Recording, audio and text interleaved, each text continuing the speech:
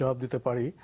উনি বলেছেন, উনি শুনেছেন যে পবিত্র কোরআন প্রথমে 7 রকম আরবি ভাষায়, 7 গোত্রের ভাষায় নাজিল হয়েছে, পরে সেটা আধুনিক আরবিকে এটা সংকলিত হয়েছে। না, এই বক্তব্য সঠিক নয়। এখানে বোঝার বিষয় রয়েছে। এটিও অনেক দীর্ঘ আলোচনার বিষয়। আসলে প্রশ্নগুলো খুব গুরুত্বপূর্ণ প্রশ্ন। আল্লাহ রাসূল সাল্লাল্লাহু আলাইহি ওয়াসাল্লাম হাদিসের মধ্যে বলেছেন, উনজিলাল কুরআন ওয়ালা সাবআতি আহরুফ। কোরআন 7টি ভাষায় অবতীর্ণ হয়েছে। এটি সহিহ হাদিস। 7টি ভাষা অবতীর্ণ হয়েছে, সেটা কি? 7টি ভাষা বলতে মানে ভিন্ন ভাষা নয়। কোরআন অবতীর্ণ হয়েছে আরবি ভাষায়। কিন্তু আরবি ভাষায় বিভিন্ন লাহজাত আছে, অ্যাকসেন্ট রয়েছে।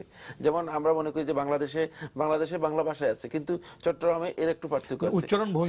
সিলেটে একটু উচ্চারণ ভঙ্গি পার্থক্য রয়েছে, কিছু কিছু শব্দের মধ্যে পার্থক্য রয়েছে। তো ওই পার্থক্যটুকু যাতে করে মানে পুরো আরব গোষ্ঠী উপলব্ধি করতে পারে, বুঝতে পারে, এই জন্য রাসূলুল্লাহ সাল্লাল্লাহু আলাইহি ওয়াসাল্লামকে সেই বিষয়গুলো জানিয়ে দেওয়া হয়েছে।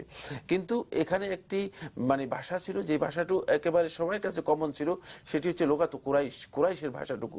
কুরাইশের যে অ্যাকসেন্টটা ছিল সেটি সবার কাছে পরিচিত ছিল। এবং পরবর্তী সময়ে বাকি যে ভাষা মানে কথাগুলো ছিল সেগুলোকে মানে মুছে দিয়ে, সেগুলোকে অমিট করে দিয়ে কুরাইশের লোকাতের উপর এটাকে মানে সবার ঐক্যমতে সেটি সংকলিত করা হয়েছে। এবং এখানে মানে আধুনিক কোনো ভাষা দেওয়া হয়েছে তা নয়, বা পরবর্তীতে সেটি করা হয়েছে এমনটি নয়, বরং এগুলো সব রাসূলুল্লাহ সাল্লাল্লাহু আলাইহি ওয়াসাল্লামের সময় হয়েছে, রাসূলুল্লাহ সাল্লাল্লাহু আলাইহি ওয়াসাল্লামের জীবদ্দশায় হয়েছে, এবং রাসূলুল্লাহ সাল্লাল্লাহু আলাইহি ওয়াসাল্লামের ইন্তেকালের পরে শুধুমাত্র এই সংকলনটুকু একসাথ করা হয়েছে, যেটি ওসমান ইবনে আফফান রাদিয়াল্লাহু তাআলা করেছেন, গ্রন্থনার কাজ করেছেন। ওসমান ইবনে আফফান রাদিয়াল্লাহু তাআলা সেটি করেছেন। কিন্তু এগুলো রাসূলুল্লাহ সাল্লাল্লাহু আলাইহি ওয়াসাল্লামের সময় হয়েছে, এমনকি কোরআনে কারিমে লেখার বিষয়টিও রাসূলুল্লাহ সাল্লাল্লাহু আলাইহি ওয়াসাল্লামের সময় হয়েছে, তার অনুমোদন ক্রমে। জি। উনি শেষে একটি প্রশ্ন করেছিলেন যে